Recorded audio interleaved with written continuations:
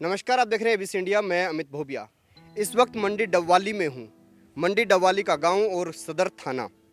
थानेदार साहब से बात हुई है, वो तो आपको सुनाएंगे, लेकिन किस मैटर को लेकर हुई है पहले आपको वो बता देते हैं। मेरे साथ ये लोग हैं, ये एक हिसाब से गोभक्त कह लीजिए या वो किसान कह लीजिए जो गौओं से तंग हैं। उन गौओं से तंग हैं जो बाहरी लोग इस सर्दी के मौसम में सड़क पर छोड़ने आ जाते हैं। जिस तरह से सरकार बार बार गौरक्षा की बातें करती है, बार बार नियम बनाती है, और इसी बीच एक घटना हुई है मौजगढ़ के भोबिया वाले ढानी के इलाके में, जहां पर दो गांव की हद पर कुछ लोग रात को पशु छोड़ गए और उसके बाद उन पशुओं की वजह से दो गांव के बीच में तकरार हो गई। तकरार का कारण ये था कि जिस भी गांव की तरफ वो पशु जा रहे थे वही गांव खिलाफ हो जा रहा था। आगे की कहानी जो है साहब आप बताएंगे। नाम क्या है आपका? साहब राम, गौशाला प्रधान मौजगढ़। बताइए सर, क्या कहानी थी? सारी मैटर बता दीजिए लोगों को। ऐसा है जी, रात को 80-85 पशु जो छोड़ के गए थे गौशाला, किसी गौशाला से आए हैं वो, उनके टैग नंबर भी हमने नोट कर लिए। वो 60 पशु तो हम अपनी गौशाला मौजगढ़ के अंदर ले आए और 20 पशु है जो इधर उधर बिखर गए खेतों के अंदर। तो उनका यहाँ आने के बाद में हमने नंबर नोट किया है, जो हरियाणा गौ सेवा आयोग के जो टैग लगे हुए हैं।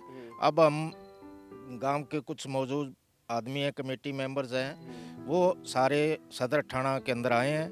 तो अब हमें पता कराना है कि वो कौन सी गौशाला के है। इनके सब गौशाला के अलग अलग टैग नंबर होते हैं, तो उनसे हमें, इन महोदया से हमें, थाना जो SHO साहब हैं, इनसे हमें ये जानकारी लेनी है भी कौन सी गौशाला के वो नंबर है। हमें उनका पता करके बताएं ताकि ये गांव का जो झगड़ा है आपस में, आपसी प्रेम है, वो ख़त्म हो जाए, क्योंकि रात खत्म ना हो।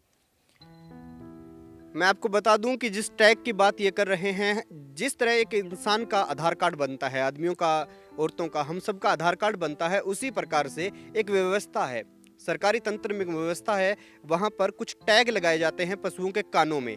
आपने देखा होगा कि कुछ बाली नुमा टैग पशुओं के कानों में होते हैं। इस वक्त आपको स्क्रीन पर भी दिखाई दे रहे हैं।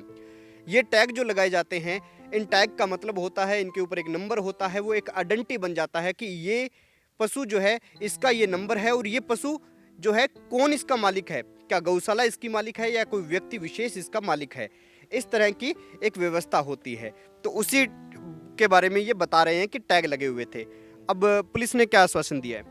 पुलिस ने ये आश्वासन दिया है कि हम पता करेंगे कौन सी गौशाला के है और कितने पशु आए हैं, या और डॉक्टरों से हम बात करेंगे।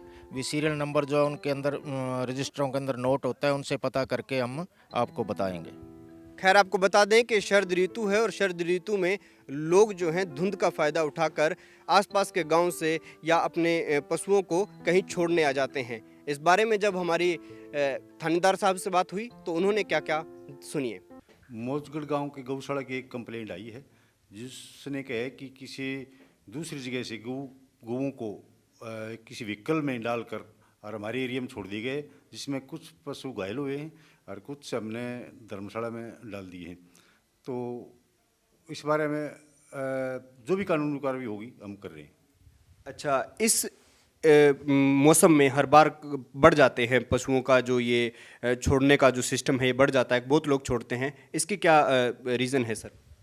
जहाँ तक मैं जानता हूँ, एरिया के अंदर रखवाली के लिए कुछ आदमी रखे गए हैं जो साल या 6 महीने ठेके पर होते हैं, जो व्हीकलों में अपने एरिया से व्हीकल में पशु भर भर कर दूसरे एरिया में छोड़े जाते हैं। और ये सर्दियों में आमतौर पर हर साल ऐसा मामला आता है। तो इसकी कार्रवाई के लिए सर किसको आपने अपॉइंट किया अभी? इसमें जो भी बीटी चार्ज है उसको नियुक्त कर दिया गया है और वो जो कार्रवाई कानून कार्रवाई बनेगी वो कर रहे हैं। तो दोस्तों, आपको पूरा मसला समझ आ गया होगा। एबीसी इंडिया इसी तरह ग्रामीण क्षेत्र की ये समस्याएं उठाता रहेगा। ये मुझे लगता है कि जिस तरह 3 अध्यादेश किसानों के खिलाफ हैं, उसी तरह पशुओं के द्वारा उनकी फसलें जो खराब की जाती हैं और वर्षों से ये खेल चल रहा है, ये भी किसानों के लिए एक बहुत बड़ा दंड है और इससे मुक्ति किसानों को दिलवाई जानी चाहिए। देखते रहिए एबीसी इंडिया, और आपकी भी कोई समस्या हो तो नीचे आपको नंबर दिखाई दे रहे होंगे, जीमेल आईडी दिखाई दे रही होगी, वहां पर संपर्क करें। एबीसी इंडिया, आपकी आवाज़, आपका विश्वास।